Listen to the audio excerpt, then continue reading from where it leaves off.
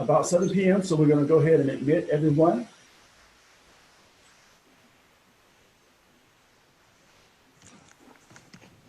Okay, wonderful. Again, it is 7 o'clock p.m., and we are always diligent with coronavirus, COVID-19, and us, the EmPower Hour. I want to welcome everyone to our event this evening. Again, we're looking to have another interactive and informative Power Hour, as we always do.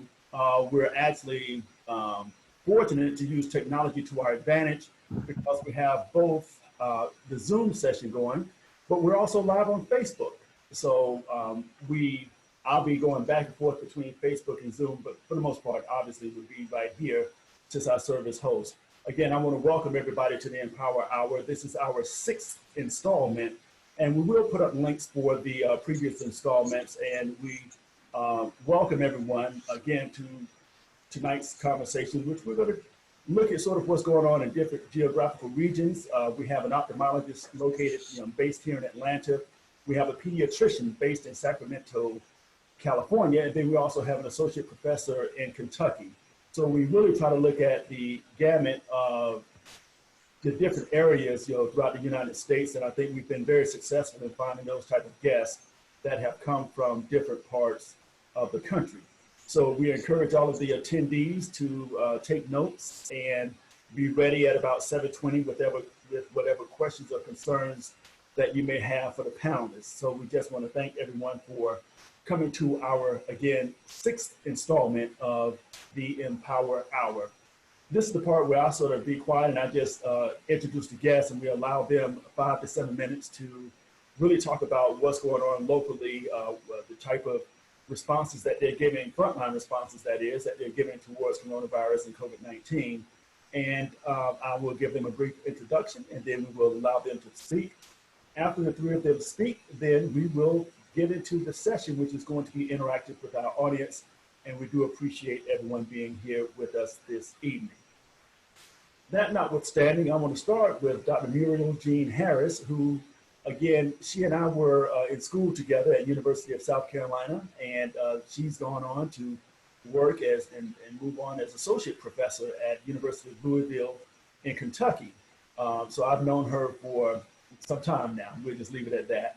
And so when I put out the call to what we were doing, Dr. Harris was very quick to respond and say, Mike, I just want to be a part of it and what you're doing. So again, Dr. Harris is from Sierra Leone. She's there in the School of Public Health at the University of Louisville in Kentucky. And so, Dr. Harris, can you please tell us what type of efforts are being taking place there in Kentucky and in Louisville particularly, please? Okay, thank you very much, Dr. Weaver, for inviting me. It's really a pleasure to be on this call. I was on Tuesday as well, so it was good to hear the speakers then, and it's good to be with a beautiful panel today. So I'll just start off by giving a little bit of context or background to Kentucky and Louisville. As most people watching probably know, Kentucky is nestled within 7 states, and we have a unique personality, being part in the Midwest and part in the South. So we sort of claim both personalities, as it were. But Kentucky has a population of about 4 million, with about 8.4% being African-American. But in Louisville, we have a much bigger proportion of the African-American population, about 23.5%. Population of Louisville is about 800,000.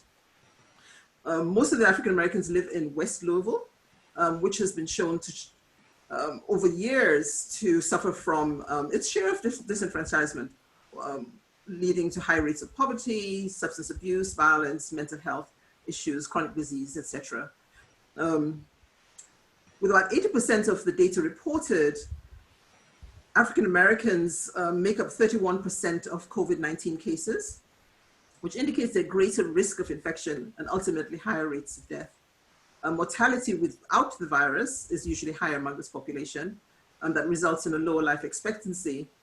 But with the virus, African Americans are dying at rates of 2.5% higher than the rest of the population.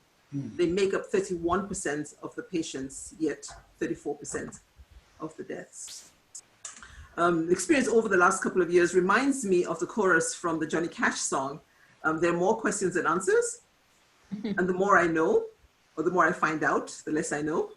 And this is one thing about this virus. I mean, since we heard about it and I was coming home, students would ask me, well, Dr. Harris, what is this? You knew all about Ebola. You went to Sierra Leone during that time. And I said, yes, you know something? But this scares me more than Ebola did. Because there are just so many things that we don't know about it. And, I just tell my students, this scares me. There's so many questions and so few answers. However, Kentucky has been very in the forefront, really, of intervening and intervening based on data. Our governor came in about 3 months before this started, and he really got to work very, very quickly. And he instituted a stay-at-home very, very early, did it in stages. So every week, he turned the screws a little bit deeper.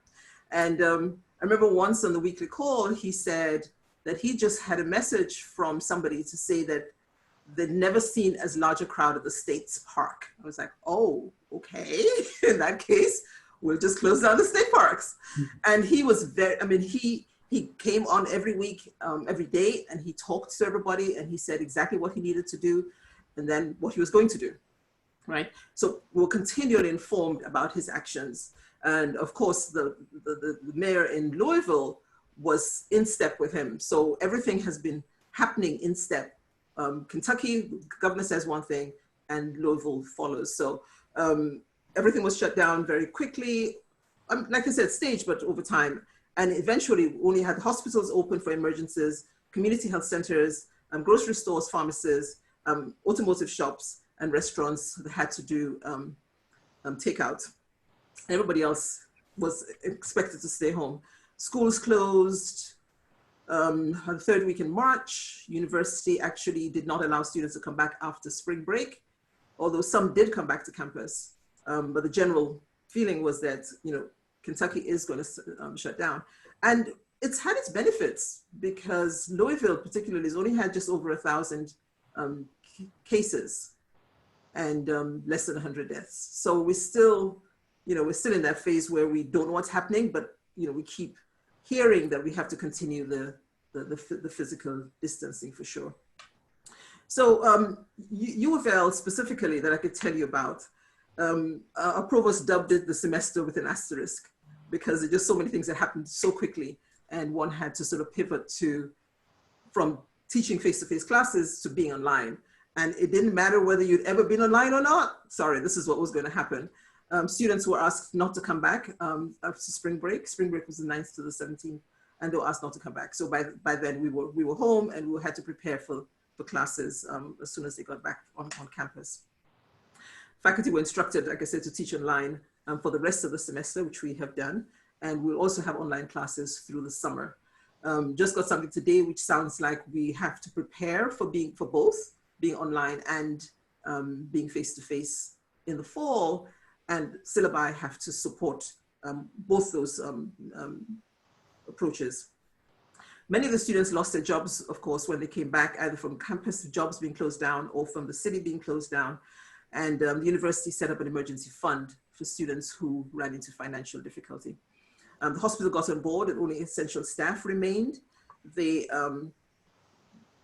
got involved with the School of Engineering in collaboration with the dental school and developed, using 3D technology, a swab, which was used. They developed antibody tests. And right now you may have heard in the news that very recently they've applied to the FDA for permission for a cancer drug to be repurposed for treating the coronavirus. One of the clinics, which does the Trigger Center Institute, which focuses on older adults, changed also to telehealth. So they provide all their services in telehealth using sort of new technology in smart glasses. Also the board of family health centers. So I'll tell you a little bit about them. So Federally Qualified Health Center, and they stayed open.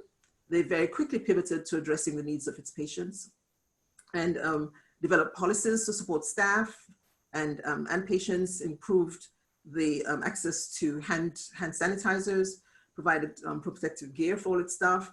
And luckily they had some left over from the SARS epidemic, and they were able to pull those out of storage. So very quickly they were able to get on board. increased opportunities for patients to, like I said, sanitize their hands. They established systems of distance and had patients waiting in their cars and got brought in to see their providers. And they provided testing to patients with symptoms. So what next? Kentucky is going to open up. It started opening up. Next week, it's going to have a few places open gradually. Again, he phased it in and he's going to phase it back out again. They must wear protective coverings and, of course, social distancing. The schools, like I said, we open in the fall. Testing is being expanded. And I mentioned West Louisville earlier. Well, one of the neighborhoods in West Louisville is going to be setting up a huge testing facility for residents in that area. That starts on Monday, but individuals have to pre-register, but you don't have to be symptomatic to be tested. So that's going to be free testing for anybody who signs up. And from what I can gather, they've already run out of places for next week. And I think on Wednesday, they're going to open up again for people to register for later on in the week. So there's a lot going on in Kentucky, but we've certainly been able to flatten the curve. The curve is actually it's not just a curve, it's quite low. We didn't get the surge like we were expecting to have at the end of this month. In fact, we flattened quite early, so we didn't even have to worry about hospital beds. There were excess beds put out into the various places to accommodate any large numbers, but luckily for Kentucky, we did not have that. We've had a few deaths, but we did not have the massive experience that New York and other places have had to endure. So yeah. Thank you. Okay, yes, Dr. Harris, we definitely thank you for that. And again, it is great to hear how Kentucky has sort of been, in front of the whole pandemic itself, and so much so that again, that we hear, from your report that the curve is flattening there, and the transitioning into reopening would be a little easier because you do see that the numbers somewhat support the reopening. Not sure if we can say the same here in Georgia, but we'll discuss that in a little bit. So thank you for that. I want to move over to Stacie Walton. Dr. Walton is a pediatrician in Sacramento. Dr. Walton has a degree in cultural anthropology from Stanford, undergraduate, did her medical training, medical school at Columbia, and then did her residency at CHOP, Children's Hospital of Philadelphia, a place I'm familiar with, having taught at Temple.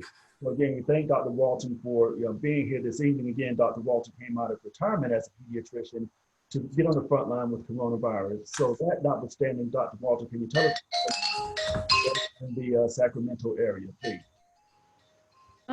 Thank you so much, Michael, for inviting me to be on the call to give the pediatrician or pediatric perspective on coronavirus. So, but I will just do a little brief commentary on California, please, to give people a sense of what's happening here. The governor of California got on top of what needed to be done in terms of sheltering in place and putting policies in place that were going to affect them to support the most vulnerable populations very early. We went into shelter in place in March 19th. I do want to say that we've had approximately 49,000 cases documented. Of course, there's probably a lot more. Our testing hasn't been that effective here in California, but we're getting better. There have been about 2,000 deaths, and the majority of those deaths have been in Southern California in the Los Angeles County. And like in other areas of the country, there's a disproportionate number of deaths with Black and brown populations. Very early on, the governor put a lot of resources into getting the homeless of California sheltered so that they weren't out on the street, and how effective that program has been, time will tell. One vulnerable population that I feel we've missed the boat on in California and across the country are the incarcerated. I'm sure people have had that conversation about the unfortunate situation the incarcerated find themselves in due to the virus. I just want to bring attention to one population here in California that just reflects the little bit of science we know about COVID-19, meaning how to avoid getting it.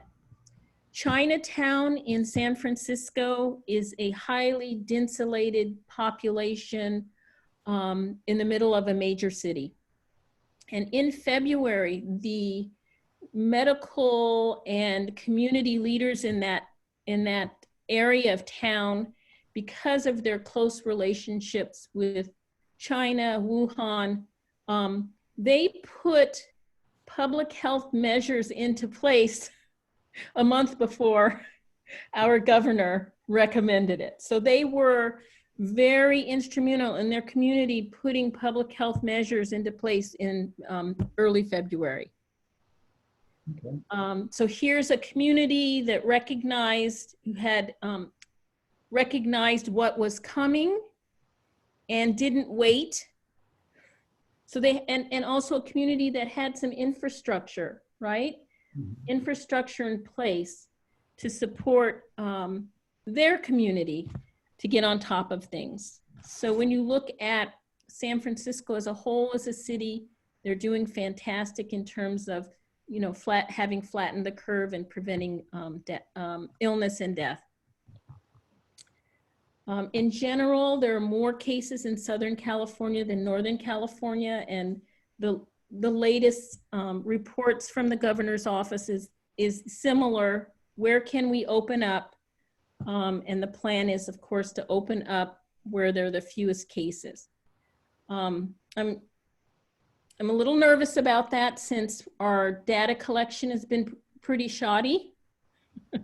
So it's been really focused on who is already ill. And, you know, we need to know who those asymptomatic or where the hot spots are. So that's an issue.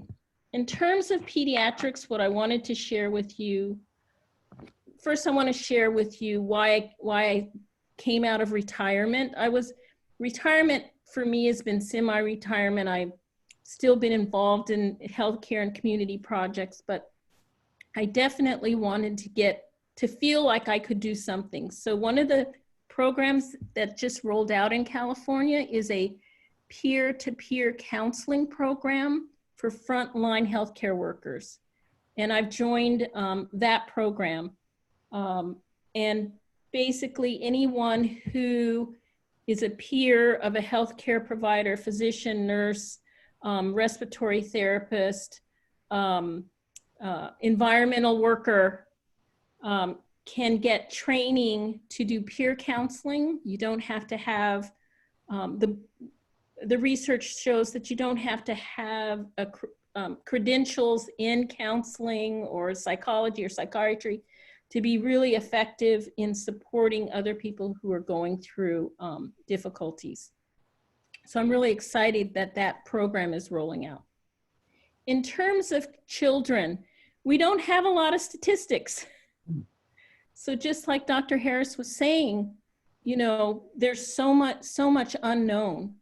We know that children in the state of California, no, not the state of California, this is from the CDC, that about 2% of the cases that are symptomatic are children. There have been about 350 children who have been hospitalized across the country and required intensive hospitalization and or intensive care needs. Most of those children have the majority of those children have underlying health conditions that were either known beforehand or discovered at point of entry. Most of those children have respiratory disease, asthma being one of those. The second group is cardiac heart disease. And then the third group is immunosuppressed children. So children who probably have the diagnosis of cancer. The first case of a child dying from COVID-19, I believe in California, was a teenager who presented and on presentation had cancer, but presented with the COVID-19 symptoms. So he had that underlying illness. There's been some interest there. There is a relatively rare pediatric disease called Kawasaki's disease. And they're seeing an associate, this came out of Europe a few days ago, and people are commenting on it here in the States, but there seems to be a relationship between COVID-19 and Kawasaki's disease. It's an inflammatory illness with high fevers and can cause inflammation in major arteries, and if it goes untreated, can cause subsequent cardiac problems. That was an interesting thing that's very recent. I think when we're talking about COVID-19 in children, we really have to focus on the psychosocial effects for children with COVID-19.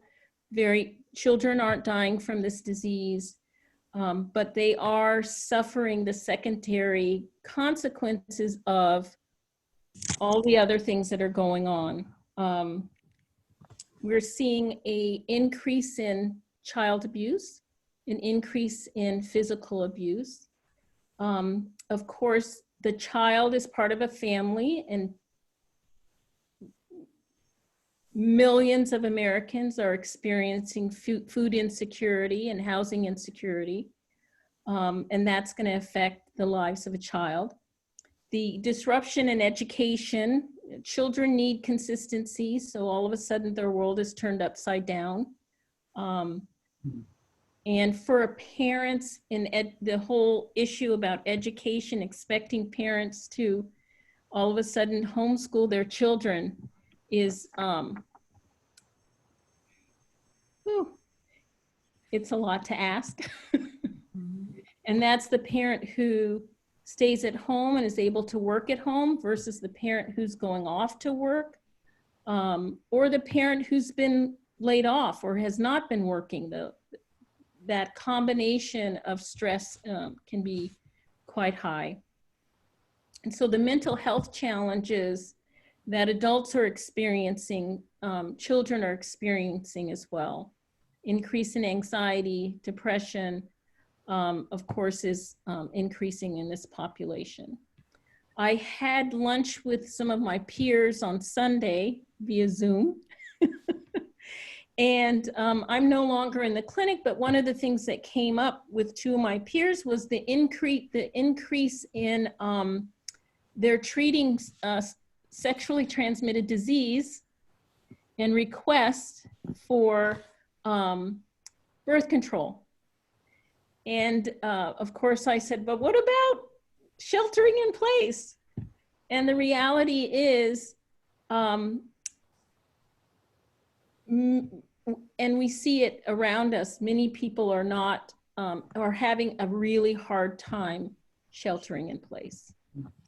And the other thing that's so important to think about these psychosocial issues for children is that connection between adverse childhood experiences, because this COVID-19, you could argue, should be number 11 on that screening form for adverse childhood experiences, because it's so disruptive to the child's life, the family.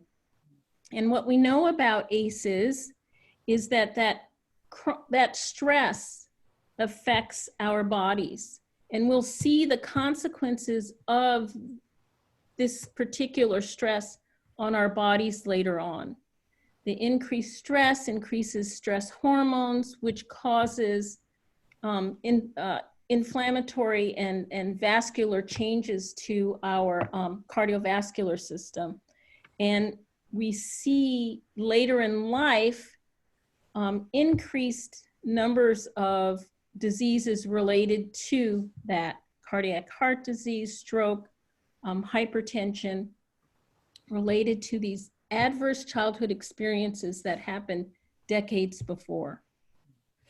The issue is about intervention what can we do right now to mitigate the effect of this virus on children's lives? And Dr. Walter, thank you for that. Yeah. What we're talking about is somewhat of a sum total when you look at all of what's going on, as you mentioned, again, with all the psychosocial factors that go along with what's happening in families and how that impacts the children. Again, we have to look at sort of, what's going on with the young people now, but then long term, how is this going to play out? And as you mentioned, we have to mitigate those type of factors now to make sure that these children turn out healthy and strong mentally. Yes. That's sort of what we're going through as families and also as a society. So, Dr. Walter, thank you so much for that. And we're going to come back to you, of course. We want to let Dr. Stephens also have share a few words with his opening remarks, because we want to also open to the interactive audience that I'm sure they have many questions. Dr. Augustus Stephens is here with us. Believe it or not, we grew up together in Aiken, South Carolina. And much like Dr. Harris and like Dr. Walton, when I put out the phone call, Dr. Stephens was the first to respond and say, yeah, Mike, I'm there with you. Dr. Stephens is also a financial supporter for a volunteer project that we do with teenagers every year. So I want to thank Dr. Stephens publicly for financially supporting us each year with that. But that notwithstanding, like myself, Dr. Stephens is a Morehouse alumnus. He also went to Morehouse School of Medicine for his medical school training. And then he was at University of Oklahoma, if I'm not mistaken, for his residency. So again, Dr. Stephens. Yo, shut the fuck up, bro. Okay, we might have to mute. Nigger, nigger, nigger, nigger, nigger, nigger, nigger, nigger, nigger, nigger, nigger, nigger, nigger, nigger, nigger, nigger, nigger, nigger, black niggers, black It's right in here. time pickers, black niggers. Ooh, who's watching Naruto, bro? Yeah. Barack Obama. Give me a second. Sasuke wins. Sasuke wins. Let me remove a few people. Shut the fuck up, bro. Just, Black ass nigga. And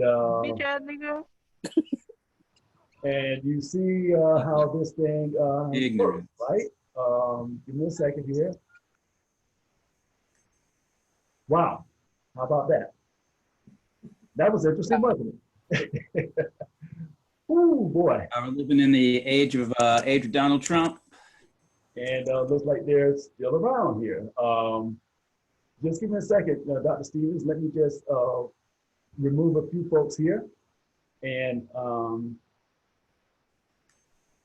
yeah, interesting to say the least. And there are many in the waiting room. I'll just make sure that we don't admit them. Okay, Dr. Stephens, again, my apologies, and for everyone, I apologize for that disruption. But who would have thought it would happen to us, right? But we can bear witness that it has happened to us. So, whew, boy, that notwithstanding, I'm going to turn it over to, again, Dr. Augustus Stephens. As an ophthalmologist here in Atlanta, please tell us what you're experiencing with coronavirus. Dr. Stephens. All right, thank you, Mike. First of all, I'm in a hurry to make this very interactive. And Mike, I don't appreciate you having me follow these brilliant women. Also, that was that little interruption was a difficult act to follow as well. Again, as Mike pointed out, I'm an ophthalmologist here in Atlanta. Practice with Thomas Eye Group. We have 9 offices, about 30 providers, and about 300 employees. As Mike mentioned, I went to Morehouse College, undergraduate, and Morehouse School of Medicine for medical school. I did residency at University of California, Davis, and Howard. So the Oklahoma reference was I initially did practice. I started my initial private practice in Arkansas and Oklahoma, so we kind of transitioned quickly between those 2 states. My wife is actually on the call also, Dr. Andrea Murray Stephens, so she's been with me on most of this journey. I also would be remiss not to point out a good friend and fraternity brother of mine, Dr. John Wills. And I hope that they can also shed some of their perspective. They are both actively seeing coronavirus patients, and I know that they will have some interesting perspectives to provide us. I say actively providing. care for patients. I actually am not so actively providing care at the moment. And if I can just take a moment to explain, in January, I first began to follow this story. And probably late in January, I asked my office manager to start to acquire some additional PPE, some additional masks and gloves to prepare for what I anticipated would be a crisis.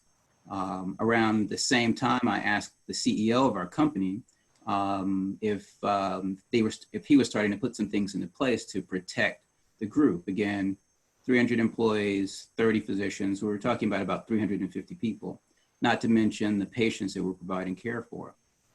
My office manager got back to me about 24 hours later with a curious look on her face. I'm not able to find any additional mask or gloves. Her question was, what's going on? I don't understand what's happening here. The CEO initially just looked at me puzzled. And when I explained the situation, to the degree that he's slightly lighter hue, he became a little red around the edges. And said, and his ready answer was, well, we're in touch with our large hospital partners. I'm sure they will have some directions for us. So the point was, over about a 4 or 6 week period, when there was no forthcoming information from those hospital systems, the CEO finally tapped me on the shoulder. And I guess because I'd initially asked the question, he asked if I would head our infection preparedness committee. So that kind of brought me into the fray early on, perhaps filled me with a little anxiety about the coming storm. Again, when Dr. John Wills, who is on the call, chimes in, he may tell you that I may have been unnecessarily panicked a little bit. But again, I was trying to prepare for protecting 350 people. The other perspective as an ophthalmologist, and many of you may know this, is that actually the first healthcare provider who ever died as a result of exposure to coronavirus was an ophthalmologist.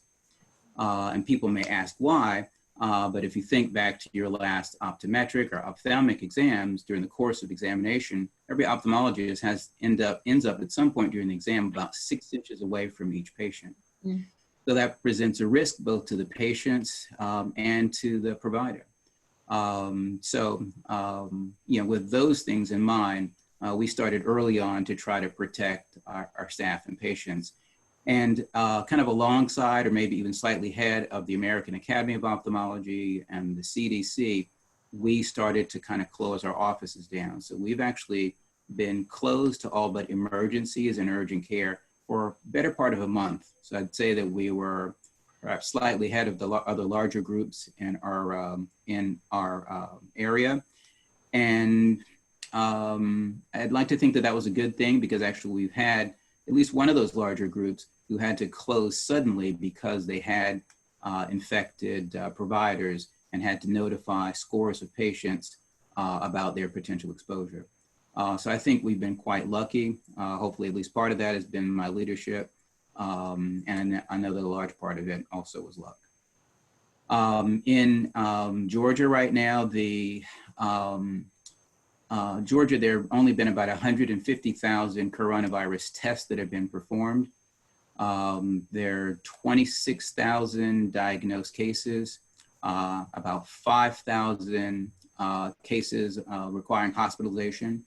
Now, 1,200 cases have gone to the ICU, and about 1,150 cases have died, which tells you that upon getting into the ICU and getting onto the ventilator, you're looking at really steep odds.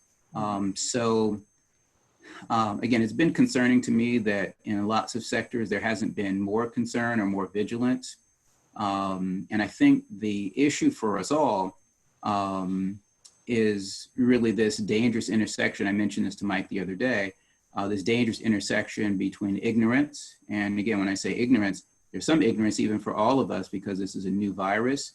But as it spreads throughout the lay population, people not understanding what we're dealing with. So the intersection of ignorance and selfishness, because so many of us, even though we may have a little bit of a clue, are still determined to do so many of our normal activities. It's unthinkable not to do our normal activities, and denial. So at the intersection of those three things, I think there's a lot of pain and unfortunately a little too much death. So again, I'm kind of in a hurry to make this interactive. I had some questions for Dr. Walton, for example, about Kawasaki disease, and I know that that goes along with the vasculopathy that we're beginning to see. Interestingly enough, I mean, there are patients who recover from their lung disease, but are dying of stroke and heart attack as a result of the vasculopathy. I'm going to leave the floor, but I just had that question. I just wanted to revisit that. I didn't want to forget about just kind of thinking about the vasculopathy intersection with the cytokine storm that we're seeing for these patients. If I can have, Mike, I don't know if you're interested in introducing the other docs, because again, I'm definitely interested in their perspectives also based on what they're seeing directly. Yeah, and thank you, Dr. Stephens. We will allow them to, we will yield the well, if you will. We will give them the floor because we want to acknowledge the professionals, the experts that we have here. Again, we have even a third physician who's joined us. We have, again, as Dr. Stephens just mentioned, Dr. John Wells. We will allow him to speak, say a moment, say a word or two. Then we have, again, Dr. Stephens' wife, Dr. Andrea Murray Stephens, who's a pediatrician. And then we also have Dr. Teresa Nelson, who's an OBGYN in Myrtle Beach, who's joined us as well. So we have all these medical professionals here, and we appreciate that because we have many questions that we want to have answered. So I want to give Dr. John Wells an opportunity to introduce himself and briefly talk about what he's seeing in regards to coronavirus. So please, Dr. Wells, if you can give us a few minutes of your time. Okay, good evening, everybody. Can everybody hear me? Yes. All right, well, I have been brought into this nice conference, or this, I guess, Zoom meeting from my good buddy, Dr. Stephens, and I appreciate it. He and I go back and talk basically 2-3 times a week, and I am gonna tell you what I see on a regular basis as a family physician. I have my own practice, and as a primary care doctor, a lot of my colleagues backed off and they said, we're gonna do telemedicine. So, you know, telemedicine is great. I think it's definitely necessary. Some fields can accomplish telemedicine better than others. As a primary care doctor, it's a lot difficult to try to telemedicine when you have a variety of presentations throughout the day, from head to the toe, from an earache to skin rash to a pelvic exam. So a lot of the telemedicine, most of my colleagues have had to put that aside and go back to work after about a month. I fortunately, the way my office is situated, I have a it's not a big office, a small office, so I've been able to actually utilize my office and go straight to the parking lot and see any susceptible or possible corona patients in the parking lot in their cars. So anybody who's not talking or anybody who's not having coughing, fever, or any illness, they can come in my office and be seen, obviously with their mask on. But anybody we suspect with coronavirus-like symptoms have been seen in the parking lot. So it has worked very well. I have been wearing my mask. My staff wears their mask.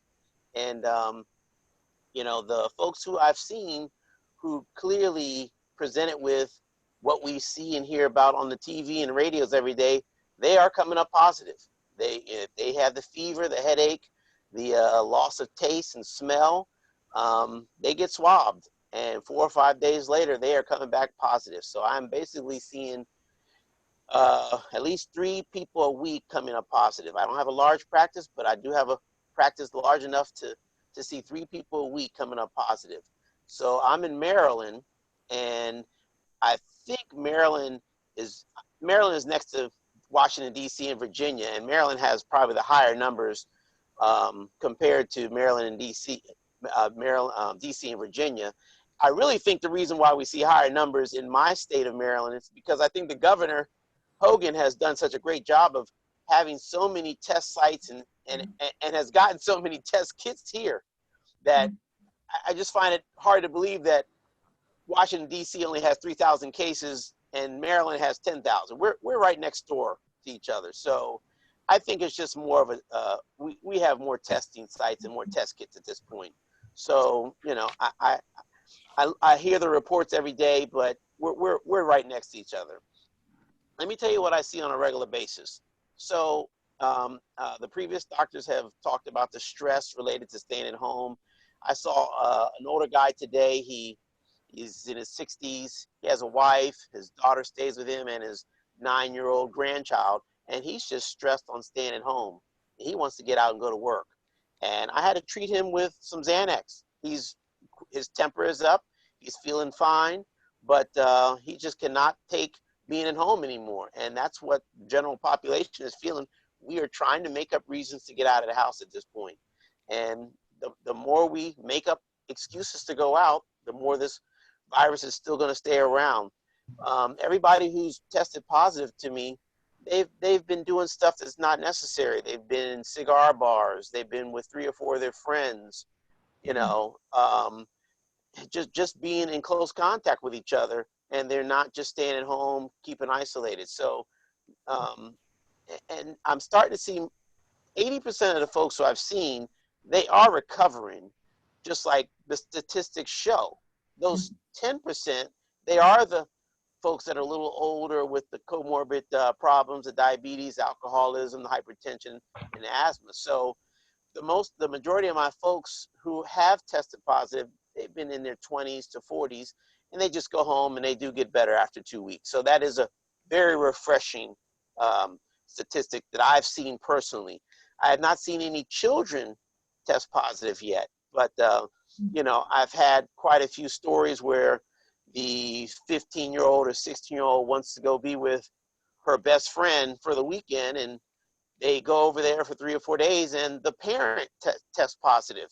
So now they're in a catch-22. Do they stay over there, or do they come back home and infect their family of 3 or 4 people? So I spend half my day taking phone calls, trying to figure out where should they go? Should they stay in the house? Should they go back home? So it is a very challenging time. And, you know, I'm not sure. We're learning about this virus every day, all the different effects it has. Now we're hearing about the clots and the all this stuff that's going on. It is a very difficult virus to get a hold on.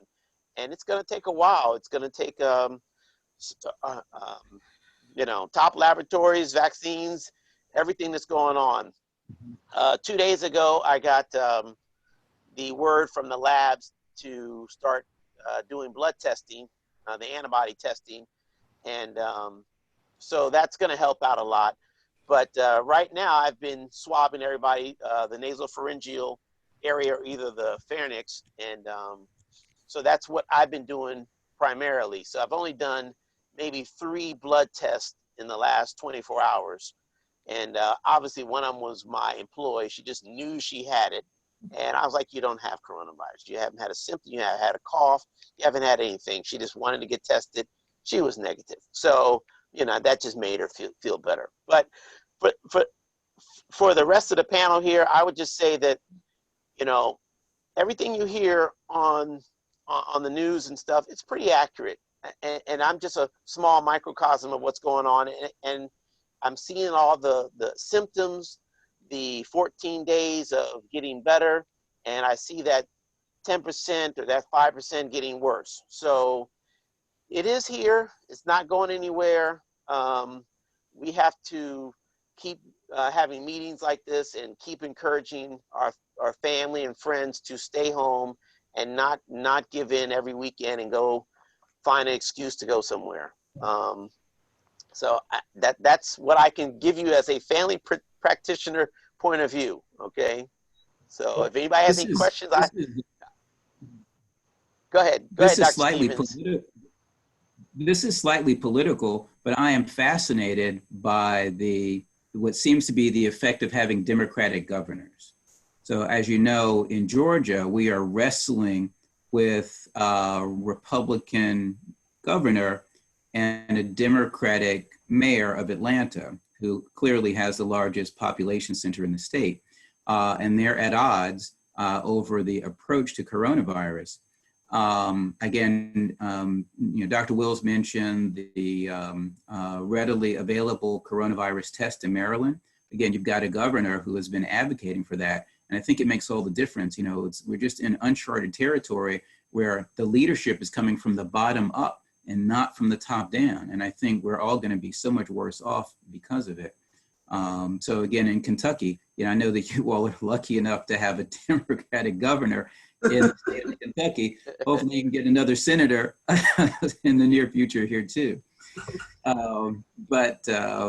Again, that's fascinating to me. I mentioned that number, that statistic from Georgia of 150,000 tests. Well, there are 5 million people in Atlanta, and we've only done 150,000 tests. We have providers. I've been in situations, even in my clinics, where we're sending people all over the city to try to get tests, and those tests are denied. I've known of, it may be no secret at this point, but John and I are Lyme brothers. And so we had another Lyme brother who was very ill from coronavirus and who wasn't able to get a test until he had bilateral pneumonia. So again, this test issue is critical, as we all know, because we're not going to be able to do contact tracing and to put an end to this and to snuff out the spread of this virus, without that. So unfortunately, we're caught in the cross section between local and federal politics here. And Dr. Stephens, thank you for that. Now, ordinarily, we are very prompt. We started right at 7 and we end right at 8. And you see that we have 14 minutes. Okay. Right? We still want to allow for some audience interaction. So I think we may be going an additional 15 minutes tonight, if that's okay with everyone. If we can just go an additional 15 minutes, because we want to make sure that we still want to bring Dr. Andrea Murray Stephens on so she can share a few comments. And then we want to allow for some audience interaction. So again, if we can right now plan on staying on until 8:15, if everyone doesn't mind, just an additional 15 minutes so we can make sure that we have individuals ask their questions that they may have. So with that, please, Dr. Andrea Murray Stephens, if you don't mind, can you introduce yourself and tell us what you do? A pediatrician. Thank you. Okay. Hi, everybody. I'm Andrea Murray Stephens. I'm an OBGYN. I will say I wasn't aware that I was going to be on this meeting tonight, but here I am. I am an OB hospitalist at Piedmont Fayette Hospital, right outside of Atlanta. And so I don't have a practice outside of the hospital. I just practice in the hospital for emergencies, patients that don't have an OB when they present to the facility, or to help the community docs. I am not COVID positive, but I have a mask on because I have been around COVID positive patients, as a matter of fact, yesterday. So my husband has requested, and I don't think it's unreasonable, but I wear a mask whenever I'm at home and not in my room. When I'm around the family, I social distance and I have a mask on. It's a little bit challenging. I'm kind of over it, but it's what I have to do to protect my family. From an OB standpoint, I will say we've had 3 OB patients present so far, one at 28 weeks, one at 34 weeks, one at 36 weeks. They have all recovered very well. The respiratory issues are what bring them to the hospital for the most part. None have been on the ventilator yet, which is good. And we've only had to deliver 1 patient. And that was not because of coronavirus, that was because of preeclampsia. I will say that in general, the Piedmont system has finally gotten to a point where every patient that comes in labor or is scheduled for delivery, whatever, they get a rapid test. So that's something that's happened. Shut your ass up, nigga. No, fuck wear a mask, bro. No, fuck wear a mask. I'm not sure who else is on. Well, don't worry, we just removed them from being here, so please go right ahead. My apologies. Okay, so we have decided to do screening. Not we, the Piedmont system has decided to do screening for all of the pregnant women that are coming in, which is great. We all in the hospital wear masks. We all wear N95s with surgical masks over them, as a matter of fact. We do full PPE, obviously, for patients who were under investigation and anybody who's positive. I will say from a mental standpoint, it's taxing on the staff. It's extremely taxing on the patient. They only get one person who has to stay with them the whole time. No family can come, no visitors, nothing. So that's really hard for the unit, and it's really hard for the patients when they come in. As I said before, one good thing though is that we are not really seeing a lot of adverse outcomes in terms of the pregnant women and in terms of the babies after they're born. So that so far has been kind of a shining light and something that, you know, we are happy about, obviously, since we haven't had any adverse outcomes. Okay, well, Dr. Muriel Stephens, thank you for that. Again, as an OBGYN, again, that is perspective that we've heard somewhat from Dr. Tracy Nelson, who's joined us as well. She's an OBGYN in Myrtle Beach. And so again, Dr. Muriel Stephens, thank you. Dr. Tracy Nelson, do you want to add anything to that since you're here? Anything in regards to what you just heard? Let me unmute you. Just update me. I had to take a call. I'm on call tonight, so I had to answer. As you understand, Dr. Murray, I had to take a phone call. So the experience is Dr. Murray had in what city? She's here in Atlanta. Atlanta. Okay. We have not seen any. However, Dr. Murray, we are going to start testing women with symptoms because we've just had a huge number of poor outcomes, third trimester losses, a little bit more than usual, first trimester losses, a lot of second trimester losses, inexplicable, way more than our average. And we are wondering if it's COVID related. I have one really, anyway, without going into detail, one kind of unexpected outcome and have no explanation for it. So in our minds, myself and my partners, we're wondering if there is some underlying relationship to COVID, but right now that's just speculation. So right. Yeah, so right now we just in ACOG, our Green Journal just came out. Apparently there is no virus in the placenta, none in secretions, none in breast milk, none in amniotic fluid. So I'm optimistic, and I guess first trimester exposures should be going into their 6th or 7th month now, and we'll see if it had any if first exposure had any deleterious effects. Right. Well, a few things again, Dr. Nelson. Thank you for that, and again, just further that conversation that Dr. Muriel Stephens gave us in regards to what's happening with OBGYN.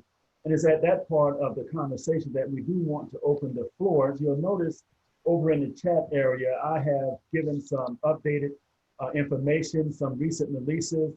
There are many of you who just read Morbidity and Mortality Weekly Report from the CDC that's talking about the number of cases here in the state of Georgia as pertains to African Americans. So again, I do have that link in the chat if you want to copy and paste that and look at it in your own time.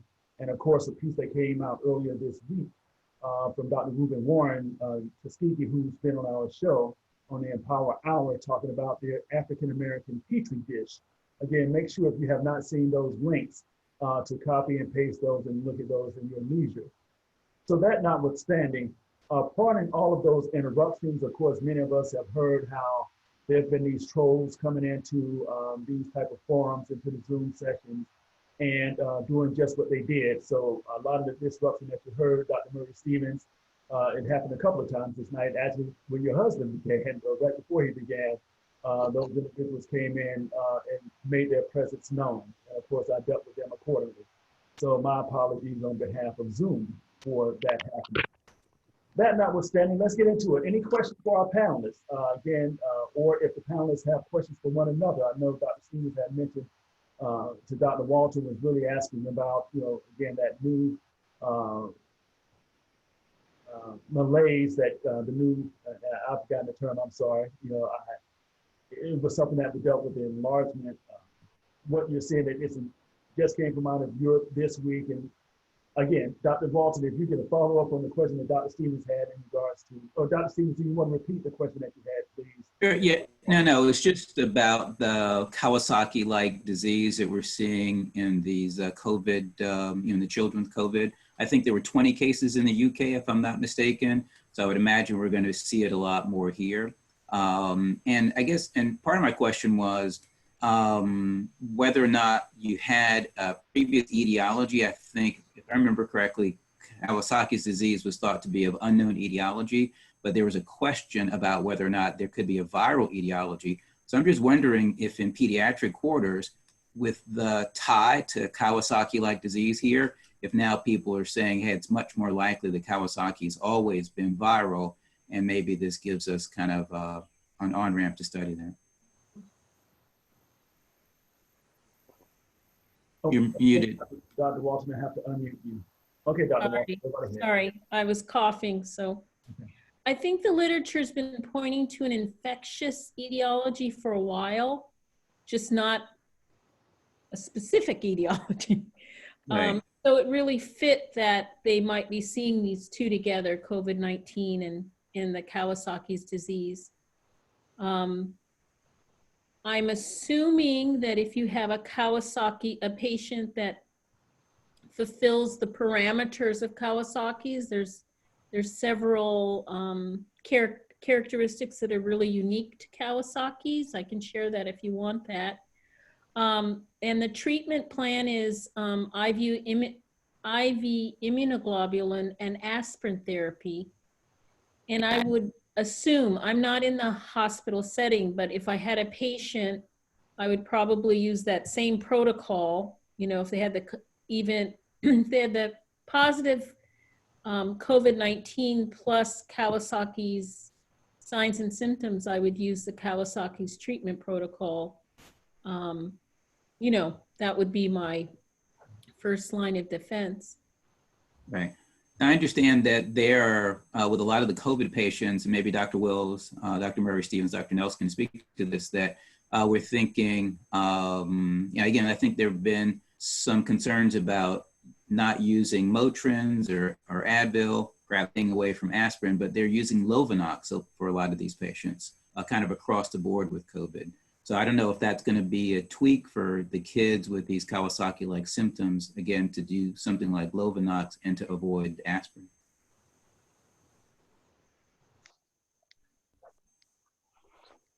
I'm not in the hospital right now, so I can tell you what people are thinking, and it's pretty new information that's coming up. So,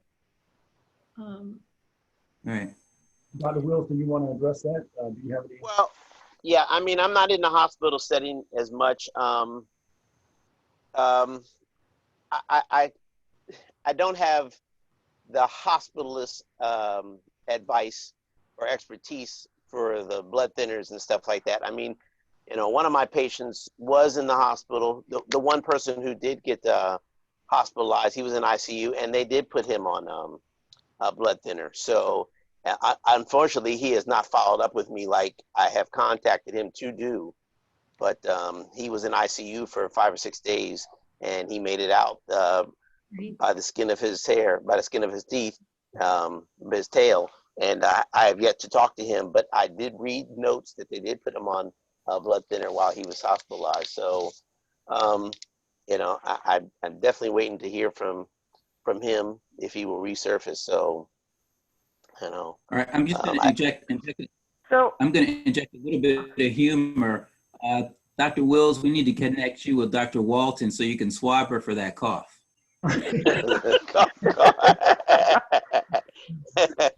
So Dr. She Lee, can come by in her car. you're going to have to travel from Maryland, from all the way to Sacramento, California to make. Exactly.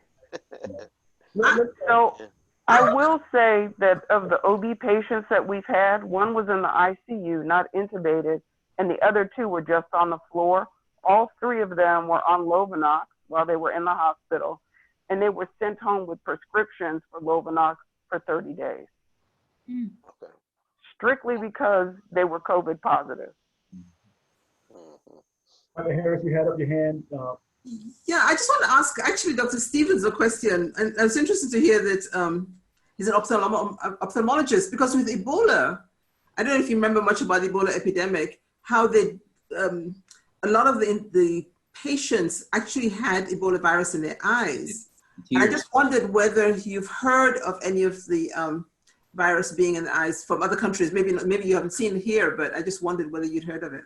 No, I do recall that with Ebola, that the virus was present in ocular tissues and tears. And interestingly enough, it will persist in tears even as patients have recovered. Mm-hmm. So that's an interesting thing. And one of the first providers in China who identified this new or this novel virus was an ophthalmologist, because he was seeing unusual conjunctivitis.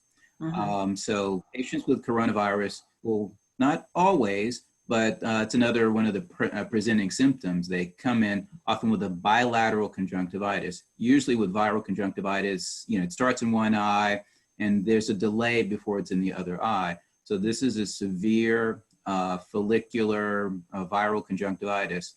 Again, it's present in tears. There is actually some thought that patients may have a worse clinical outcome if they start with the virus as a conjunctivitis. There's something about the immune system seeing the virus or not activating itself as quickly because of like the blood ocular barrier. And so those patients, once it hits the lungs, are more, it's like their immune system hasn't had a chance to begin to spin up if it didn't start in the upper respiratory system. So those patients often will decline faster if there's a bilateral conjunctivitis. And interestingly enough, probably about 3 weeks before we turned the spigot off at our practice, I saw a young lady who was a student and who was an Uber Eats delivery driver, so constantly handling cash.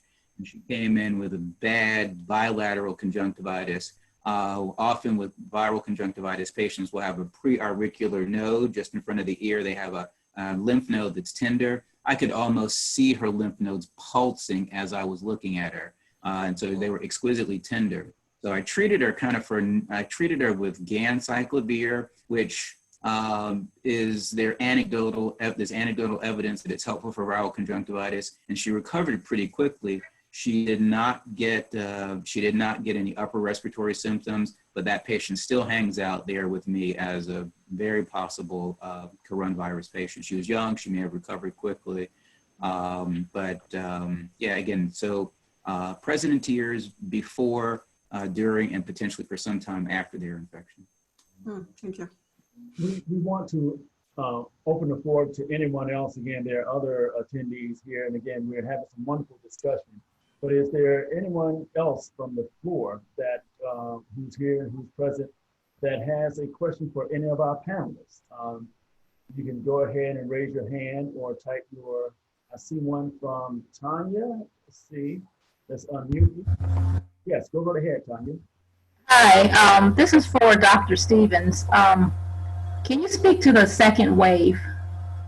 We're hearing a lot about a second wave. Oh boy! All right. I know that's a broad question, but if you can just kind of. Dr. Wills may pull me back. He may pull me back down here, but I'm very concerned about it. Actually, there's an interesting article in the Pittsburgh Post-Gazette a few days ago that talked about how closely our reactions to this current COVID crisis, how closely these actions mirror the actions that public officials took in 1918 during the influenza pandemic of 1918. And we seem to be following the same roadmap. So, you know, the virus hit, you know, first of all, people denied it. People didn't want to see it coming. Oh, there are 15 cases, but in a month they're going to be 0. I won't tell you who said that. So people seem to do the same thing. They downplayed the epidemic.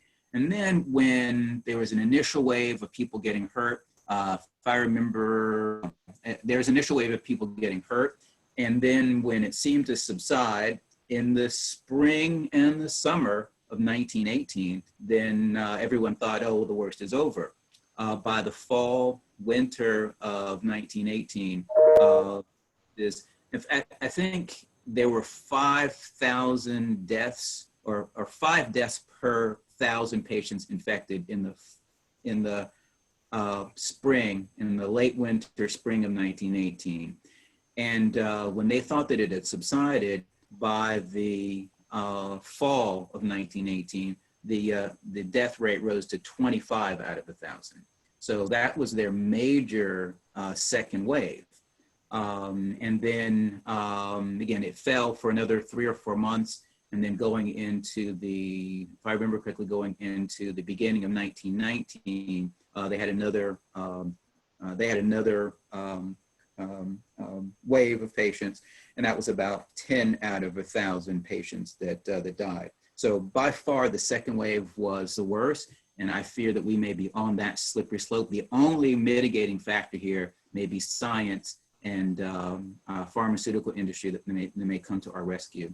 As you know, there are lots of potential vaccines that are in some form of testing. If I remember correctly, it's a little over 100 now, about 102 vaccines that are in the pipeline. There actually great hope in the last 48 hours. You may have heard of the trials coming out of Oxford. And Oxford may be a little bit ahead of the curve because they were already, for the last 2 or 3 years, if I remember correctly, they were already looking at vaccines against the family of coronaviruses. You know, SARS and MERS preceded coronavirus here. And so they were already trying to develop a vaccine against SARS and MERS. So they've really just inserted the genome for COVID-19 into that other vaccine model. And it has been very, very effective against monkeys. So they've done trials where they injected monkeys, and then they had a control group that was not injected, and then they subjected them all to coronavirus.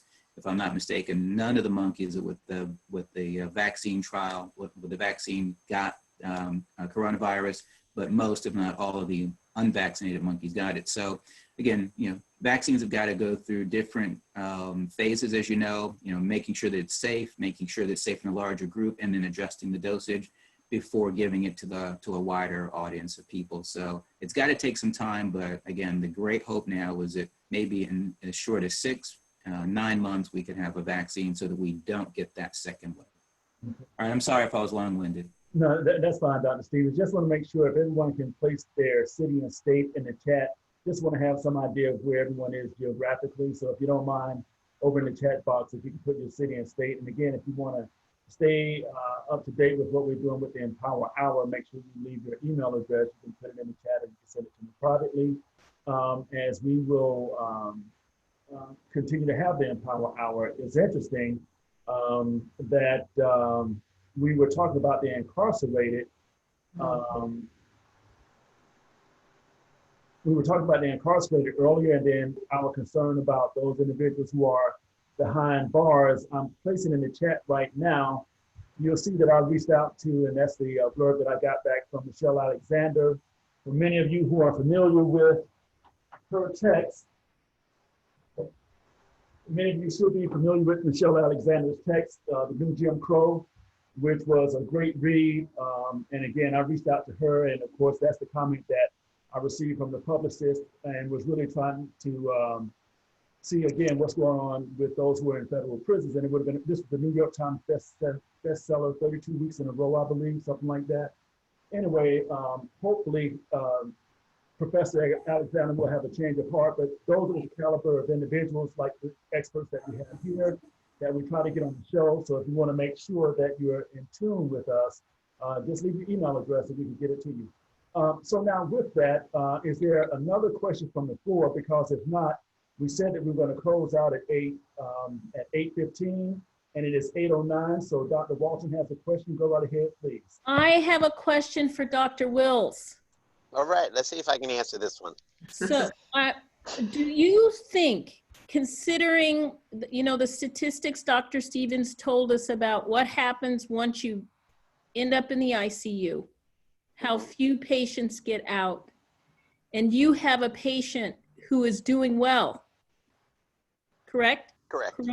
COVID-19 positive, was in the ICU, is getting better. Do you think his relationship with his primary care physician increased his chances for getting out of this mess? I'm going to say yes and no. I'm getting a lot of new patients coming to me because they've been unable to contact their primary cares because they've been unable to contact them due to telemedicine and the new phone numbers and all the different ways they need to schedule stuff. So I guess directly that I've been open and have been able to answer phone calls and tell people, look, come on in or stay outside, I'll come see you. I guess my accessibility has been a lot easier for somebody like this man who I don't see too often. And he's basically a nice guy, kind of, he's 59 years old, he's a welder, lives by himself. He does have a girlfriend.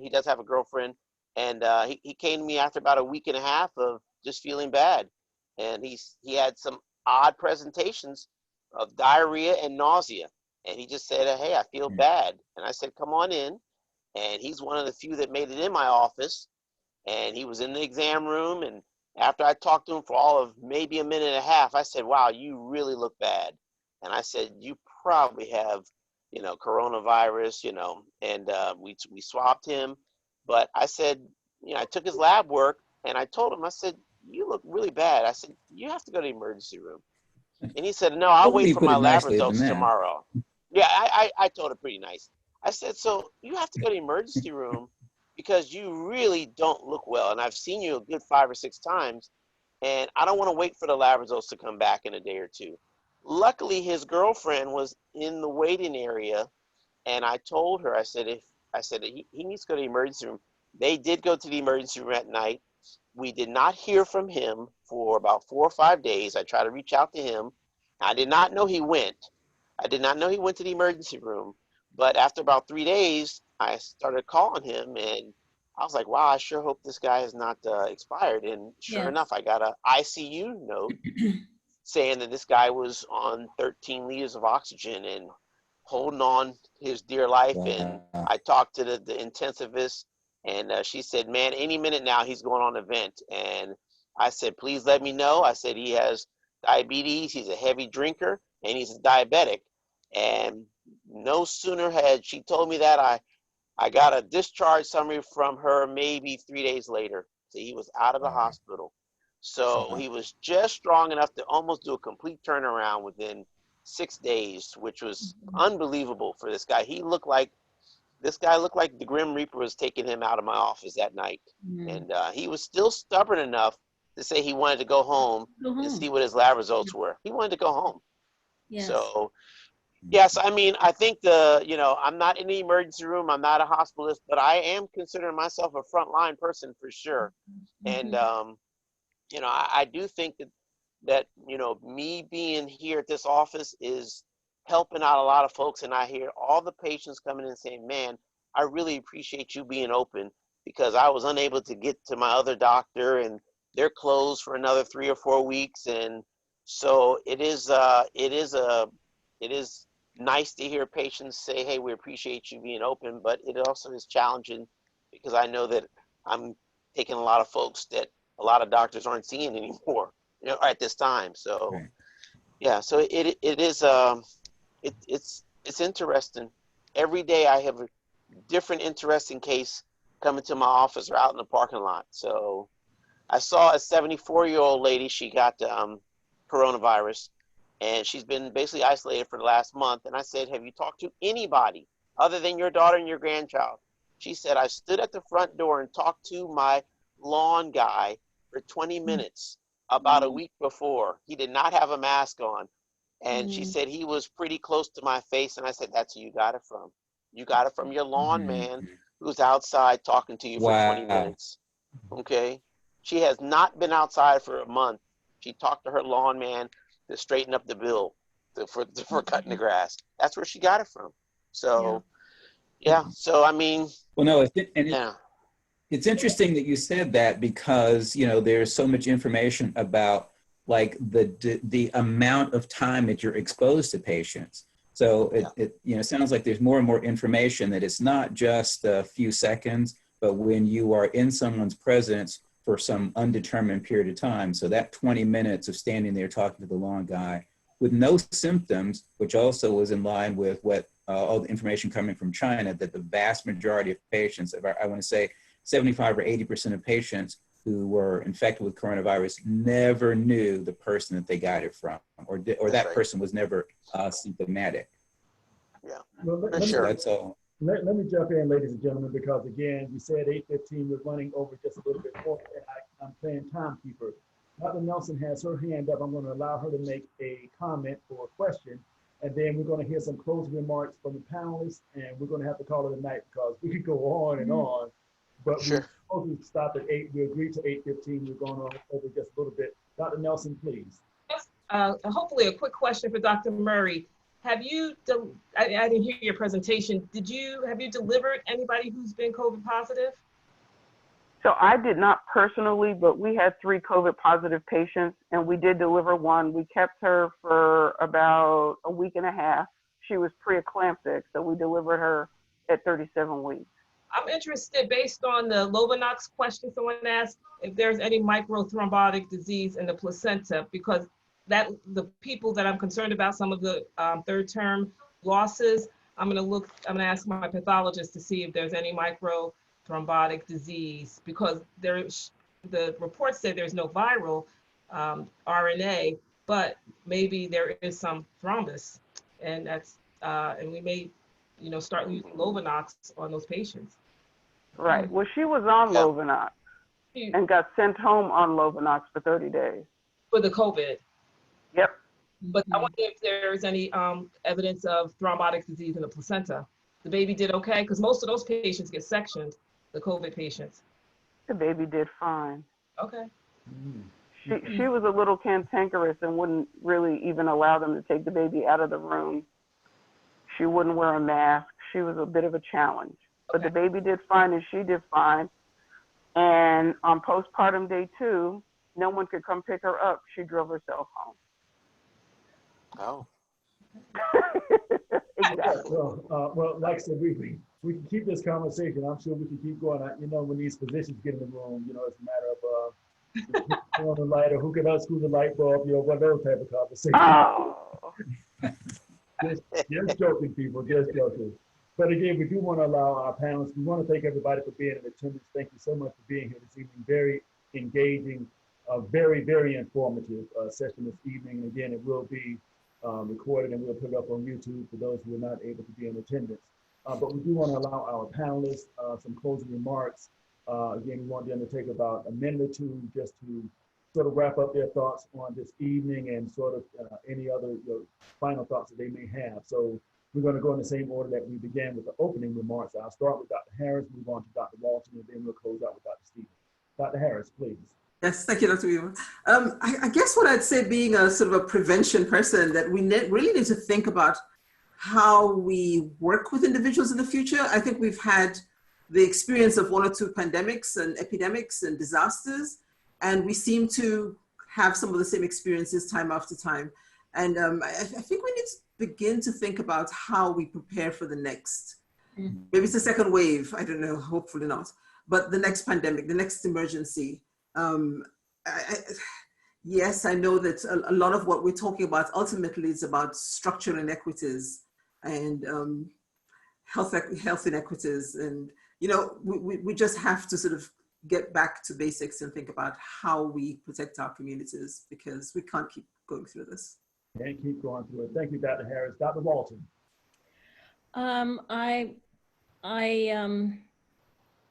agree with Dr. Harris 100%. I asked my probing question to Dr. Wills because I wanted him to substantiate what I'm about to say. And that is, I think we're approaching this, I think we have a missed opportunity to save lives. And I believe that missed opportunity is in the primary care physician's office and the primary care physician's relationship to patients, especially when we're talking about brown, black, and red patients.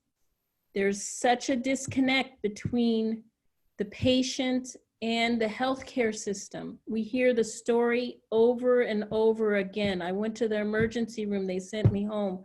I went to get a test, they refused to test me. I went, and then my mother dropped dead in front of me. Yeah. For me, what happened with Dr. Wills was when that welder came in, he was about to go home. Oh, doctor, I'll wait till my test comes back. But Dr. Wills was able to say, no, you look bad. You need to go to get help now. And so I would, in addition to prevention, I would advocate a system in place that creates access to folks who don't have access, to support treating the underlying conditions that have been gone undiagnosed, or if they've been diagnosed, be able to provide the treatment to support keeping them out of being a statistic. So that's what I'm advocating. I'm advocating the kind of work that Dr. Wills is doing in his hometown, saying I'm staying open and I'm available to my patients, to those that I have a relationship with, and those who just called him in the last minute who said, I can't get in touch with my doctor. Wonderful. Thank wonderful. you. Thank you, Dr. Walton. We'll close out with Dr. Stephens, and I'll have a few final words, and then that'll be it for the evening. Dr. Augustus Stephens. I really appreciate the fact that we talked about the current crisis in this call, and then both Dr. Harris and Dr. Walton turned toward, well, what do we do for the future? How do we benefit from this going forward? That article that I referenced from the Pittsburgh Post-Gazette, which talked about the experience of the pandemic in 1918, also talked about, well, how did it end up benefiting Pittsburgh and Philadelphia? And they mentioned an improvement in housing stock. They recognized that immigrants in particular were jammed one on top of the other within the slums of Pittsburgh. So the city and the state made efforts to improve the housing stock. They made efforts to improve air quality. Another interesting, they also made efforts to improve the public health system. Hopefully that's one of the things that we'll gain from this. Another interesting aside from that article was something that you might not have guessed, but it also helped to spur interest in the burgeoning automotive industry, because people didn't want to spend time on public transportation and felt the comfort of being isolated in a car to get back and forth to work and to do their business. So it actually helped the automotive industry. So in addition to those kinds of things, I think the thing to double down on here is an effort to improve the health of the African-American community. This disease is ravaging through our community, but it points to the inequities that are already there, and it points to the underlying health issues that are largely there because of perhaps less discretionary income and poorer choices, whether they be cultural or in terms of being able to procure more healthy foods. So, I mean, hypertension, again, there may be some genetic predisposition, but hypertension, diabetes, metabolic syndrome, which are the comorbidities that are making this so deadly for African Americans, those things are often dietary and choices and activity choices. So if somehow, this spurs us to look more closely, open the hood and look more closely at those inequities and make efforts to improve the health of African Americans in general, to better withstand this kind of thing in the future. And on that note, Dr. Stephens, thank you so much. I want to thank all the panelists for being here. Dr. Muriel Harris, who's there at University of Louisville, Dr. Stacie Walton, again in Sacramento, has done her training at Stanford, and again, Dr. Stephens, who again is here in Atlanta as a practicing ophthalmologist. And again, to the other experts in the room, Dr. Wills, who's in Maryland, Dr. Tracy Nelson, OBGYN, Myrtle Beach, and Dr. Andrea Murray Stephens, right here in Atlanta as an OBGYN as well. I want to thank everyone for being in attendance, and thank you for the patience. Again, we've run 25 minutes over, but everyone said they were willing to stay a little longer, and we did just that. And because of the conversation, the way that it was going, it was really necessary for us to go over. So again, we want everyone to stay safe, stay healthy, and stay home. And until the next time, seeing you on the EmPower Hour, as I always say, I'm going to throw it up like Don Cornelius. Peace and soul. Everybody have a great evening. Okay, bye-bye. All right. Good night. All right, take care. Be safe. Be safe, everyone. Bye-bye.